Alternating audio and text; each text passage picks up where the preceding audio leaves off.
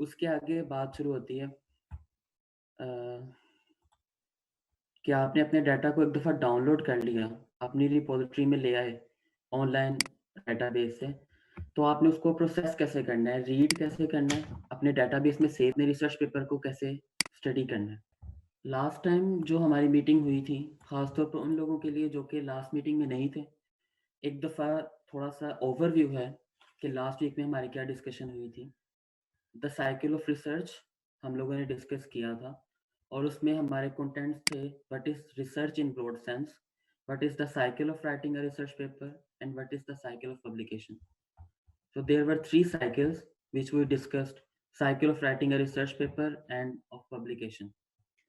Now in this week we will discuss about literature survey and research gap. एक दफ़ा आप लोग अपना रिसर्च पेपर डाउनलोड कर लेते हैं या अपने पास सेव कर लेते हैं और हमारा ये एक्सपीरियंस है, एमएससी में भी रहा था और यहाँ पीएचडी में भी था। हमारे आस-पास के बहुत सारे दोस्त ऐसे हैं, जो कि रिसर्च पेपर्स को डाउनलोड करने में तो मिनट नहीं लगाते और फ़ौरन से अपनी रिपॉज़िटरी में सेव कर लेते हैं रिसर्च पेपर को। लेकिन उनको वो पेपर शायद पूरी ज़िंदगी पढ़ना नसीब नहीं होता।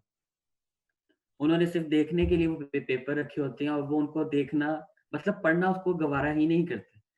तो इस लेक्चर में हम आपको ये बताएँगे कि अगर आपने कोई भी रिसर्च पेपर आपके पास है, आपने उसके कौन-कौन से पॉइंट्स के ऊपर जाके उसको स्टडी करना है और उसको अपने लिए यूज़ भी कर सकते हैं efficiently. So the contents for today's meeting will be: after you find and download the relevant paper from these websites, including Google Scholar, Science Direct, Scientific Net, Scientific.net, Springer, etc. So after doing this, we move on to the following steps. What are the most tricky parts of a paper which can be used to understand it without reading a whole manuscript? The second topic of today is how to read a paper in a single glance. Number three, what is the research gap generic and how to find it from a paper. In this sentence, the means of generic is that the research gap, you cannot find the research gap only in a single phase of reading. You have to iterate 2 to 3 times or even more of this to conclude towards your final research gap, more specific research gap. Number four, how to prepare the detailed literature review in the form of a tabular database. Number five, problem identification and goals determination. ये जो आप tabular database create करते हैं literature review करने के बाद, उससे आपको पता चलता है कि आपका स्पेसिफिक प्रॉब्लम क्या होगा और आपने स्पेसिफिकली किस चीज़ के ऊपर काम करना है। आपका गोल जो है आप उस चीज़ से डिटरमाइन करते हैं। Number six and the last, to identify and locate the important laboratories and equipment for your study. उन पेपर से आपको ये भी पता चलता है कि उस स्टडी में कौन-कौन सा इक्विपमेंट और कौन-कौन सी लैबोरेटरीज यूज़ की गई हैं।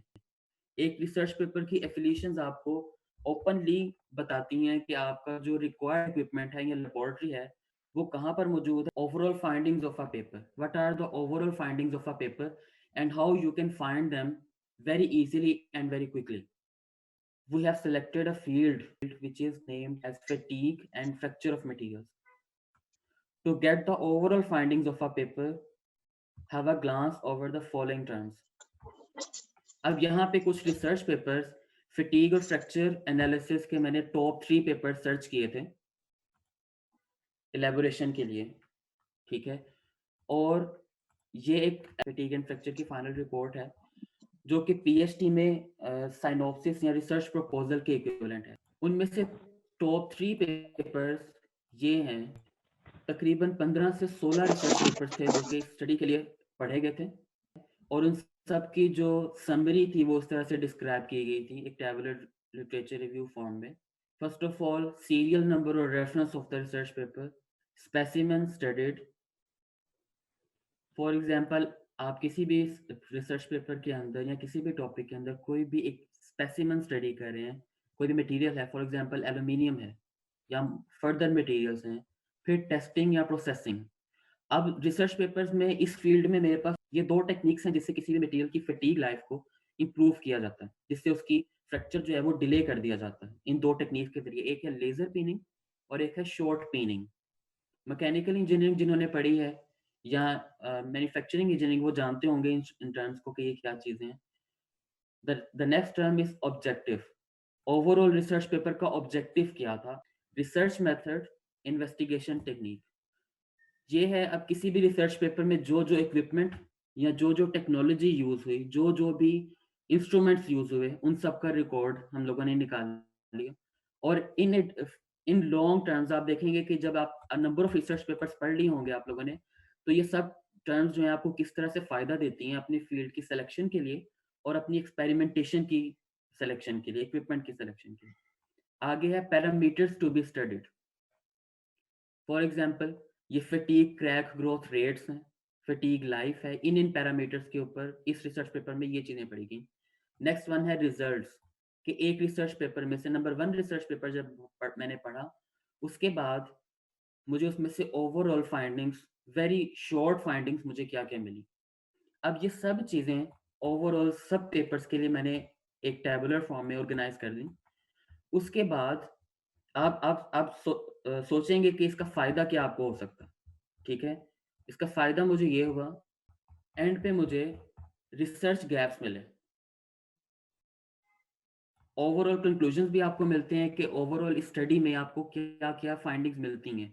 ये नहीं कि लेज़र पीनिंग और शॉर्ट पीनिंग के बाद आपको क्या रिज़ल्ट्स मिले हैं, ऑल ऑफ द सैंपल्स जो कि कॉमन है या जो कि कॉमन नहीं है सब मटीरियल्स के लिए। और the most important part of this synopsis इस ये जो रिपोर्ट अभी आपको मैं दिखा रहा हूँ, इसका सबसे इम्पोर्टेंट पार्ट जो है, जिसके लिए हमने इतनी एफर्ट की या जिसके लिए हम हमेशा एफर्ट करते हैं रिसर्च पेपर्स पढ़ने के लिए, वो ये हैं फ्यूचर रिकमेंडेशन या रिसर्च गैप्स। ठीक है? अब टोटल 11 रिसर्च गैप्स थे जो मैंने ये 15 या 16 रिसर्च पेपर्स पढ़ने के बाद निकाले। अब इनका फ़ायदा मुझे क्या है कि मैं इनमें से किसी भी टॉपिक को देख सकता हूँ कि मैंने इनमें से किसके ऊपर काम करना है। ठीक है? ये वो पॉइंट्स हैं जिनके ऊपर काम होना अभी बाकी है। इनके ऊपर पहले काम नहीं हुआ या पहले बहुत कम काम हुआ है और आपने इनको एक्सटेंड करना है। और ये उसके बाद एक और इम्पोर्टेंट चीज़ है लैब्स। लेट्स से मेरा शहर जो है वो शियान है चाइना में। तो मुझे फटीग टेस्टिंग के लिए कुछ लेबोरेटरी सर्च करनी है या कुछ इक्विपमेंट देखना है। अब 3 रिसर्च पेपर्स इनमें से इस टेबल में से 3 रिसर्च पेपर्स मैंने सेलेक्ट किए जो कि शियान चाइना के थे, पब्लिश्ड। उनमें से एक ये पेपर था नंबर 6, नंबर 8 और नंबर 9, हिस्टेरिक जिनके साथ लगा हुआ है। ये सब पेपर्स शियान में पब्लिश हुए। अब मेरा शहर शियान है और अगर मैं इस फ़ील्ड को लेके आगे चलना चाहूँ, तो मैं पता लगा सकता हूँ कि शियान में अगर मुझे इस फ़ील्ड पे काम करना है, in addition to my university, या अगर मेरी यूनिवर्सिटी में कोई फैसिलिटी नहीं है या कोई डिले है किसी फैसिलिटी के मुझे मिलने में, तो मैं फर्दर यूनिवर्सिटीज़ की तरफ भी अप्रोच कर सकता हूँ विद रेफरेंस और विदाउट रेफरेंस। क्योंकि यहाँ पे सुपरवाइज़र्स आपको बहुत सपोर्ट भी करते हैं। आप कहीं पे भी जाना चाहें, इवन आउट ऑफ चाइना जाकर रिसर्च करना चाहें, तो आपको ये सपोर्ट करेंगे। तो मुझे 3 इंस्टीट्यूट्स और लैबोरेटरीज़ ऐसी मिली थी, जहाँ पे मैं अपनी फटीग टेस्टिंग को कंडक्ट करवा सकता था। ठीक है? Institute of aeronautics engine, school of mechanical engineering, Xi'an Jiaotong university. Second one, air force engineering university Xi'an, Shaanxi. ये भी शियान की ही एक यूनिवर्सिटी है। तीसरी जो है, वो एक और लैबोरेटरी है, जो कि शियान जाइटोंग यूनिवर्सिटी की ही लैबोरेटरी। ठीक है? ये तो था अभी एक ग्लांस में आपको दिखाया कि इसका फ़ायदा क्या है टैबुलर रिसर्च, ये जो टैबुलर लिटरेचर सर्वे है इसको बनाने का। इसके एडिशन में मुझे ये बात भी पता चलती है कि ओवरऑल इस फ़ील्ड में कौन-कौन से इक्विपमेंट्स हैं जो कि फ्रीक्वेंटली यूज़ हुए हैं। फॉर एग्ज़ाम्पल यहाँ पे मेरे पास डायफ्रैक्शन, रे डायफ्रैक्शन मशीन है, ईडीएम है, फटीग टेस्टिंग मशीन है। फिर एक और इलेक्ट्रॉन माइक्रोस्कोप है, स्कैनिंग इलेक्ट्रॉन माइक्रोस्कोप और ट्रांसमिशन इलेक्ट्रॉन माइक्रोस्कोप, एससीएम और टीईएम। हर स्टडी में ये इक्विपमेंट्स जो हैं ये एज़ इट इज़ यूज़ हुए हैं। In addition to that some नए इक्विपमेंट्स हैं, कुछ रिसर्च पेपर्स में, कुछ में नहीं यूज़ हुए। लेकिन मुझे ये पता चल रहा है कि मुझे स्टडी के लिए कौन-कौन से इक्विपमेंट्स चाहिए होंगे और वो मेरे लिए लाज़िम होंगे इस स्टडी को कंडक्ट करवाने के लिए, उसके बगैर मेरा काम नहीं हो सकता।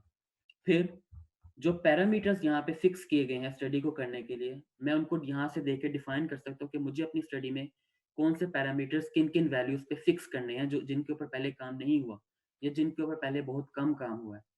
इन addition to that, the most important part, अब प्रेजेंटेशन में ये बात की गई थी कि स्पेसिफिक रिसर्च गैप क्या होता है। स्पेसिफिकली आप ये कह सकते हैं कि यहाँ पे स्पेसिमेन स्टडीड का एक कॉलम है, नंबर 1, जिसमें मुख्तलिफ मटेरियल्स हैं। एल्यूमीनियम है, एल्यूमीनियम का एक और अलॉय है, एक और अलॉय है एल्यूमीनियम का। फिर क्रोमियम क्रोमियम बियरिंग स्टील है, टाइटेनियम अलॉय है, टाइटेनियम के 3 से 4 अलॉयज हैं, मैग्नीशियम है, ठीक है, थिन टाइटेनियम अलॉय है। अब अ नंबर ऑफ स्पेसिमेंस आपने लिटरेचर रिव्यू में पढ़े, आपको यहाँ से ये भी पता चलेगा कि कौन से स्पेसिमेन पे भी काम बाकी बाकी है जो कि करने वाला है।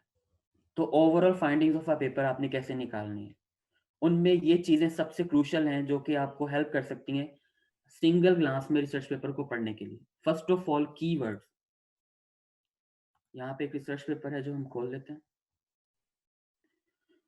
रिसर्च पेपर आपको दिखाई दे रहा होगा, investigation on effect of laser shock processing on fatigue crack initiation and its growth in aluminium alloy plate.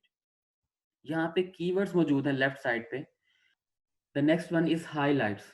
Highlights किसी भी रिसर्च पेपर की सबसे शॉर्ट समरी होती है, एब्स्ट्रैक्ट से भी शॉर्ट समरी, जिसको पढ़ के आप अंदाजा लगा सकते हैं कि इस रिसर्च पेपर में ओवरऑल कहानी क्या थी।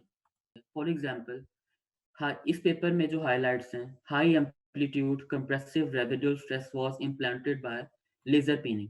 लेजर पिनिंग को यूज करते हुए जो सैंपल यूज हुआ उसके रेसिडुअल स्ट्रेसेस निकाले गए, कंप्रेसिव रेसिडुअल स्ट्रेसेस, ठीक है, हाई एम्पलीट्यूड लोडिंग के ऊपर। The next one multiple laser peening. अब मल्टीपल लेजर पीनिंग टर्मिनोलॉजी जो है ये सिंपल लेजर पीनिंग से डिफरेंट है, इन केस कि ये बार बार रेपिटेटिवली उसके ऊपर कंडक्ट करवाई जाती है, एक दफा नहीं, 2 से या 3 से ज्यादा दफा, ठीक है। इससे पता चला कि इस पेपर में मल्टीपल लेजर पिनिंग कंडक्ट की गई है और उसके नतीजे में डिसलोकेशन और डिफॉर्मेशन ट्विन, ये कुछ प्रॉपर्टीज हैं जो कि फटीग में यूज की जाती हैं। The next term, laser peening could significantly enhance the vibration fatigue properties. अब ये इस पेपर का कंक्लूजन है जो कि एक लाइन में बताया गया है, not quantitatively but qualitatively. Laser peening से क्या हुआ, रिसर्च जो सैंपल था उसकी वाइब्रेशन फटीग प्रॉपर्टीज में इन्हेंसमेंट देखी गई। तो ओवरऑल इस रिसर्च पेपर की हाइलाइट्स को अगर आप पढ़ लें किसी भी पेपर को, तो आपको पता चलेगा कि इस रिसर्च पेपर में किया क्या गया और उसका नतीजा क्या मिला, ठीक है। और हाइलाइट्स में टेक्निकल लैंग्वेज ज़्यादातर नहीं यूज होती, इसलिए हाइलाइट्स को पढ़ना ज़्यादा ईजी है। The next one is abstract. किसी भी एब्स्ट्रैक्ट को अगर आपने बहुत ज़्यादा कंप्रिहेंसिवली एनालाइज करना है कि इस रिसर्च पेपर में क्या हुआ, तो आप एक एब्स्ट्रैक्ट को भी 3 से 4 पॉइंट्स में डिवाइड कर सकते हैं। वो 3 से 4 पॉइंट्स क्या हैं, ये हैं प्रॉब्लम। एक एब्स्ट्रैक्ट इन 4 पॉइंट्स के ऊपर मुहित होता है किसी भी रिसर्च पेपर का। सबसे पहले उस रिसर्च पेपर में प्रॉब्लम क्या था जिसके ऊपर काम किया गया। सेकंड वन, मेथडोलॉजी क्या थी जो कि उसमें यूज की गई। थर्ड, रिजल्ट्स क्या मिले। फोर्थ, कंक्लूजन्स क्या थे overall in brief. Influence of multiple laser peening on vibration fatigue properties of TC6 titanium alloy. इसके ऊपर लेजर पीनिंग का इफेक्ट देखा गया इसकी फटीग लैब के ऊपर, ठीक है। अब ये एब्स्ट्रैक्ट है, ओवरऑल अगर आप एब्स्ट्रैक्ट को देखते हैं तो आपको ये भी काफी थोड़ा सा मुश्किल लगता है अंडरस्टैंड करने में कि इसमें टेक्निकल टर्म्स यूज की गई हैं, ठीक है, लेकिन आप इसको डिस्ट्रीब्यूट कर सकते हैं। इस स्टडी में प्रॉब्लम क्या था, typical TC6 titanium alloy was taken to investigate the effects, ये प्रॉब्लम था। The first line, it is always a problem in an abstract, okay. The second one, the vibration fatigue experiments were conducted. अब ये methodology discuss हो रही है कि कौन कौन सी मशीन्स यूज की, कौन कौन सा इक्विपमेंट यूज किया, क्या मेथोडोलॉजी यूज की, किस चीज की मेजरमेंट्स ली गई, ठीक है। ये सब इक्विपमेंट्स यहाँ पे डिस्कस किए गए हैं जो कि येलो कलर में हाईलाइट किए गए हैं, आपको नजर आ रहे होंगे। अच्छा, ये हो गई methodology with in 4 to 5 lines. अगली जो 2 से 3 लाइनें हैं वो होती हैं इसकी रिजल्ट्स एब्स्ट्रैक्ट के अंदर, ठीक है।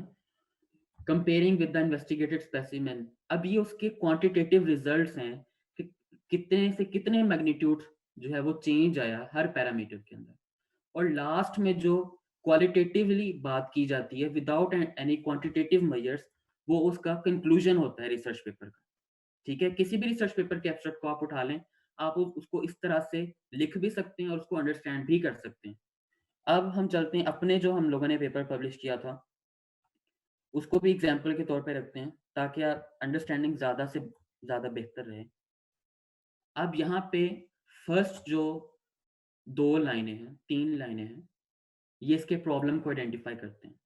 लेट्स से डीज़ल इंजन के जो एमिशंस हैं, वो ह्यूमन हेल्थ के लिए भी बैड इम्पैक्ट, सीवियर इम्पैक्ट्स रखते हैं और उसके लिए हमारी एफर्ट्स क्या होनी चाहिए, ये प्रॉब्लम था।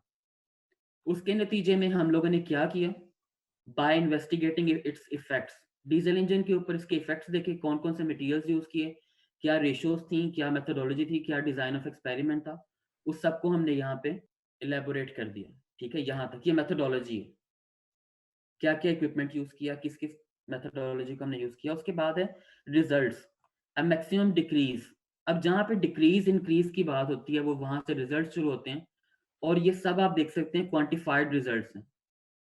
लेट्स से न्यूमेरिकल वैल्यूज में आपको ये बात बताई जा रही है कि कितना इंक्रीज कितना डिक्रीज देखा गया या कितनी चीजें कांस्टेंट रहीं। उसके बाद है आखिरी टर्मिनोलॉजी कंक्लूजन्स, जिसमें विदाउट एनी क्वांटिफिकेशन आप बताते हैं कि ओवरऑल रिसर्च पेपर का ट्रेंड क्या था, स्टेटिस्टिकल एनालिसिस ने आपको क्या बताया। ठीक है, और रिकमेंडेशंस हैं कि आपने जो टेक्नोलॉजी या जो चीज़ रिकमेंड की है वो किन सिचुएशंस में, किन सर्कमस्टांसेस में, किन बाउंड्री कंडीशंस में एप्लीकेबल होगी और किन में नहीं। ये रिकमेंडेशंस भी आती हैं कंक्लूजन्स में। एब्स्ट्रैक्ट हो गया तीसरा की पॉइंट जो कि रिसर्च पेपर को पढ़ने के लिए ज़रूरी है। ठीक है, ऑफ कोर्स आप में से कुछ स्टूडेंट्स जो कि अभी रिसर्च पेपर से ज़्यादा फेमिलियर नहीं हैं, उनको तो शुरू में पूरा रिसर्च पेपर पढ़ना पड़ेगा। लेकिन एक दफ़ा आपने एक चंद रिसर्च पेपर्स को थॉरोली पढ़ लिया मुख्तलिफ फील्ड्स के, तो आपको फाइनली आप इसी कंक्लूजन पे पहुंचेंगे कि आप ये 6 से 7 पॉइंट्स को देख के किसी भी रिसर्च पेपर को एक सिंगल ग्लांस में अंडरस्टैंड कर सकते हैं। ठीक है, उसके बाद है कंक्लूजन्स। कंक्लूजन्स में भी एक स्कीमेटिक होती है। कुछ जर्नल्स में कुछ राइटर्स जो हैं वो कंक्लूजन्स को विदाउट बुलेट पॉइंट्स में सिंपल 1 या 2 पैराग्राफ्स के फॉर्म में ऑर्गेनाइज करते हैं। कुछ रिसर्चर्स, कुछ जर्नल्स जो हैं वो कंक्लूजन्स को बुलेट फॉर्म में और बुलेट फॉर्म्स के शुरू में और आखिर में एक पैराग्राफ देके अपनी रिकमेंडेशंस और अपनी मेथोडोलॉजी को डिफाइन करते हैं। ओवरऑल जो स्ट्रक्चर है वो ये है, कंक्लूजन्स का जो पहला पैराग्राफ होता है, चाहे वो बुलेट पॉइंट में हो या ना हो, हमेशा उस रिसर्च पेपर की मेथोडोलॉजी को बता रहा होता है कि उस रिसर्च पेपर में हुआ क्या है, ऑब्जेक्टिव क्या था और मेथड क्या था आपका। उसके बाद बुलेट पॉइंट्स आते हैं, जहाँ एक इंटरमीडिएट पैराग्राफ आता है जिसमें उसके फाइंडिंग्स बताई जाती हैं। ठीक है, क्वांटिटेटिवली और क्वालिटेटिवली, वो डिपेंड करता है स्टडी पे कि किस तरह की स्टडी थी। जो आखिरी पैराग्राफ है कंक्लूजन्स का, जो कि बुलेट पॉइंट्स के बाद आता है या जो सबसे लास्ट में पैराग्राफ आता है, उसमें आपको रिकमेंडेशंस दी जाती हैं कि इस स्टडी में क्या-क्या ड्रॉबैक्स थे, कौन-कौन सी लिमिटेशंस थी एक एक्सपेरिमेंटेशन की या सिमुलेशन की जो कि आपने इग्नोर की या जो कि आपने आपके कंसिडरेशन में थी और जिनको नेक्स्ट टाइम कंसिडरेशन में लेना चाहिए या उनको नहीं लेना चाहिए। वो लास्ट पैराग्राफ में बताया होता है और ये भी रिसर्च गैप का एक पार्ट होता है जो कि कंक्लूजन्स में डिस्क्राइब किया जाता है। ठीक है, अगला है the figures and tables in materials and methods. Let's say अब मटेरियल्स एंड मेथड्स, अगर आप मटेरियल्स एंड मेथड्स को प्रॉपर्ली पूरा पढ़ना शुरू करें तो आपको काफ़ी चीज़ों की समझ नहीं आएगी। लेकिन अगर आप साथ-साथ उनके फिगर्स और टेबल्स को ही पहली नज़र में सिर्फ देख लें और उनके टाइटल्स को, ये जो कैप्शंस हैं टेबल्स के, चार्ट्स के, स्कीमेटिक डायग्राम्स के, इनको देख लें तो आपको काफ़ी हद तक नाउ हो जाता है कि आपके इस रिसर्च पेपर में क्या हुआ है, कौन-कौन से पैरामीटर स्टडी किए गए हैं। ठीक है? और एक्सपेरिमेंटेशन, मटेरियल्स एंड मेथोडोलॉजी में एक हेडिंग होती है एक्सपेरिमेंटल सेटअप। ठीक है? या एक्सपेरिमेंटल मटेरियल एंड स्पेसिमेन। आपने उस सेक्शन को स्पेसिफिकली पढ़ेंगे तो आपको पता चल जाएगा कि उसमें कौन-कौन से इक्विपमेंट्स यूज़ हुए हैं और उनकी स्पेसिफिकेशंस क्या थी। ठीक है? या मटेरियल्स कौन-कौन से यूज़ हुए हैं। पूरा मटेरियल्स एंड मेथोडोलॉजी पढ़ने से बेहतर है कि आप छोटे-छोटे पॉइंट्स में उसको स्टडी करते जाएँ। अब ये फिगर ये आपको बता रही है कि आपका स्पेसिमेन किस शेप का था। ठीक है?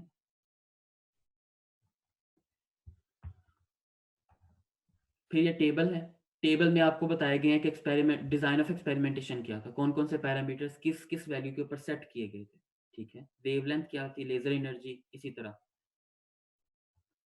फिर जो अगला पॉइंट है, अब एक और ये स्टडी है, मटेरियल्स एंड मेथोडोलॉजी में आपको ये डायग्राम्स शो की गई हैं। दो नैनो, इस रिसर्च पेपर में दो नैनो पार्टिकल्स हैं। फिर ये अगली डायग्राम है कि उन नैनो पार्टिकल्स को हमने किस तरह से प्रोसेस किया फ्यूल ब्लेंड्स को तैयार करने के लिए। डिजाइन ऑफ एक्सपेरिमेंट क्या था, वो भी एक टेबल में इंक्लूड किया गया है कि ओवरऑल इस रिसर्च पेपर में क्या डिजाइन यूज किया एक्सपेरिमेंटेशन के लिए। ठीक है, प्रॉपर्टीज ऑफ डीजल फ्यूल्स क्या थी।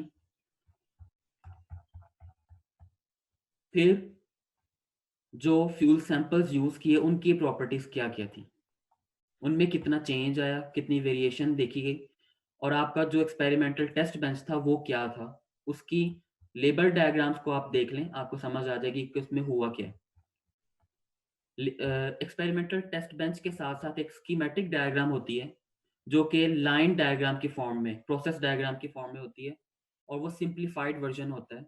ठीक है, उसको समझने के लिए एक और चीज, ये टेबल है specifications of test bed, diesel engine and devices use in the experiment. अब ये टेबल हर रिसर्च पेपर में ऑलमोस्ट जिसमें भी एक्सपेरिमेंटल स्टडी कंडक्ट की गई है उसमें इस तरह का एक टेबल इंक्लूड किया जाता है कि आपके कितने डिवाइसेस यूज हुए हैं और उनकी क्या क्या स्पेसिफिकेशन थी या मॉडल नंबर्स थे। इवन उनके मॉडल नंबर्स वर्जन्स भी आपको देखने को मिलेंगे। ठीक है, जैसा कि इसमें आपको दिखाई दे रहे हैं। फिर जो अगला पॉइंट है स्टडी करने, अब यहाँ पे आपको, आपने देखा होगा कि हमने किसी भी टेक्स्ट को पढ़ा नहीं है, दोनों फील्ड्स में, फैटीग में भी और पब्लिश्ड इसमें जो डीजल इंजन का पेपर है, दोनों में आप सिंपल टेबल्स को, फिगर्स को देखते हैं और आपको समझ आ जाती है। ठीक है, इसके बाद जो अगला पॉइंट है वो है the figures and tables in materials and methods, जो कि अभी डिस्कस किया गया। उसके बाद लास्ट पॉइंट है the figures and tables in results and conclusions. ठीक है, अब रिजल्ट्स सेक्शन की तरफ आए तो ये ग्राफ्स हैं। आपको इसकी थ्योरी पढ़ने की इतनी ज़्यादा पहली ही बारी में ज़रूरत नहीं होती। आप सिंपल ग्राफ्स को देखें, उसके कैप्शंस को थोरली जो है गो थ्रू करें तो आपको समझ आ जाती है कि इसमें हुआ क्या है। ठीक है, कौन सी चीज़ किस तरह से बढ़ रही है, किस तरह से कम हो रही है, क्या ट्रेंड्स आपको नज़र आ रहे हैं। अब ये ग्राफ है, आपको फर्स्ट सेक्शन में ये चीज़ बताई गई होगी कि एक पिक्चर जो है वो 1000 वर्ड्स से ज़्यादा इम्पैक्ट रखती है किसी भी रिसर्च स्टडी में। इसके अंदर जो भी चीज़ डिस्क्राइब की जा रही है, अगर आप उसको टेक्स्ट में पढ़ने के लिए बैठेंगे तो मे बी आपको बहुत सारी चीज़ों की समझ ना आए। लेकिन जब आप फिगर को देख के एनालाइज करने की कोशिश करते हैं, fatigue life, number of cycles, कितने नंबर ऑफ साइकिल्स जो मटेरियल वो बियर कर गया लेजर पीनिंग के बाद, मल्टीपल लेजर पीनिंग की बात हुई थी, एक दफ़ा कंडक्ट की, 3 दफ़ा कंडक्ट की, 5 दफ़ा कंडक्ट की, तो उसके नंबर ऑफ साइकिल्स में इजाफा होता जा रहा है, लोडिंग और अनलोडिंग के जो साइकिल्स हैं। ठीक है, अब टेक्स्ट को पढ़ने से बेहतर है कि आप ग्राफ को पढ़ने की कोशिश करें। और बहुत सारे स्टूडेंट्स या बहुत सारे लोग ऐसे हैं जो कि ग्राफ को पढ़ के, देख के उसको अंडरस्टैंड करने की कोशिश नहीं करते, जिसकी वजह से उन्हें बहुत सारे कॉन्सेप्ट्स क्लियर नहीं हो पाते। ठीक है, इसलिए हम लोगों ने प्रीलिमिनरी लेवल के ऊपर ये चीज़ एक्सप्लेन करने की कोशिश की है कि आप किस तरह से फिगर्स को देख के ही अपनी अल्टीमेट फाइंडिंग्स की तरफ पहुंच सकते हैं। ये थे वो कुछ पॉइंट्स जो कि डिस्क्राइब करने में तो मुझे देर लगी है, लेकिन जब आप एक रिसर्च पेपर को लेके बैठेंगे और आपके माइंड में होगा कि ये पॉइंट्स मैं इसके देख लूँ, तो मुझे ओवरऑल इसका जो है वो एक पिक्चर मेरे ज़हन में आ जाएगी कि इस रिसर्च पेपर में हुआ क्या है। ठीक है?